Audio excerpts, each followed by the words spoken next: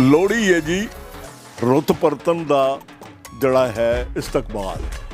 उनका स्वागत सियाल मुकदा हुनाला शुरू होंदा है और अग इहदे नाल जुड़ी हुई है जड़ी सांझे चुल्हे दी लोहड़ी दी दा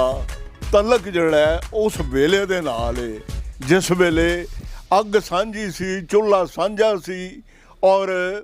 सांझा टुकर पकदा सी ते इस विच कीता की जांदा है कि घरां तो हर घर तो बालन की सांझ मंगी जाती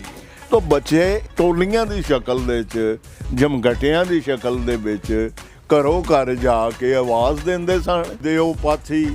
तुहाडा मुंडा चढ़ू हाथी लोहड़ी लोहड़ी लोहड़ी तुहाडी जीवे बालां दी जोड़ी तेरे बलदां दी पंजाली बीबी पोते जमण छाली लोहड़ी वालिया गोपी तेरी सोने दी टोपी हुक्का हुक्का हुक्का ਇਹ ਘਰ ਭੁੱਖਾ ਭੁੱਖਾ ਭੁੱਖਾ ਜਿਹੜਾ ਘਰ ਨਹੀਂ ਸੀ ਦਿੰਦਾ ਉਹਨੂੰ ਇੰਜ ਕਰਕੇ ਭੰਡਿਆ ਜਾਂਦਾ ਸੀ ਬੱਚੇ ਜਿਹੜੇ ਨੇ ਉਹ ਘਰ ਘਰ ਜਾ ਕੇ ਇਹ ਸਾਰਾ ਬਾਲਣ ਲਿਆ ਕੇ ਇੱਕ ਸਾਂਝੀ ਥਾਵੇਂ ਲਿਆ ਕੇ ਉਸ ਦਾ ਢੇਰ ਲਾਉਂਦੇ ਨੇ ਫਿਰ ਉਹਦੇ ਦੁਆਲੇ ਇੱਕ ਧਮਚੜਾ ਪੈਂਦਾ ਵੱਡੇ ਆ ਕੇ ਕੋਲ ਬਹਿ ਜਾਂਦੇ ਨੇ ਅੱਗ ਸਾਂਝੀ ਹੁੰਦੀ ਸੀ ਇਹ ਜਿਹੜੀ ਧੂਣੀ ਲੱਗਦੀ ਸੀ ਇਹਦੇ ਵਿੱਚੋਂ ਟਾਂਡੀਆਂ ਲੈ ਕੇ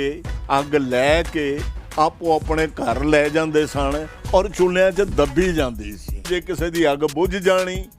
ਜਾਂ ਮਿਟ ਜਾਣੀ ਔਰ ਉਹਨੂੰ ਦੂਜੇ ਘਰੋਂ ਮੰਗਣੀ ਪੈਂਦੀ ਸੀ ਜਿਹੜੀ ਤੇ ਉਹਨੂੰ ਚੰਗਾ ਔਰ ਪਵਿੱਤਰ ਜਾਂ ਸ਼ੁਭ ਕੰਮ ਨਹੀਂ ਸੀ ਸਮਝਿਆ ਜਾਂਦਾ ਉਹਨੂੰ ਨੌਸਤ ਸਮਝਿਆ ਜਾਂਦਾ ਸੀ ਕਿ ਇਹਨਾਂ ਨੇ ਸਾਂਝੀ ਅੱਗ ਦੀ ਜਿਹੜੀ ਹੈ ਸੀ ਉਹਦੀ ਸਾਂਭ ਨਹੀਂ ਕੀਤੀ ਅੱਜ ਇਹਨਾਂ ਨੂੰ ਅੱਗ ਕਿਧਰੇ ਹੋਰ ਦਿਓ ਮੰਗਣੀ ਪਈ ਏ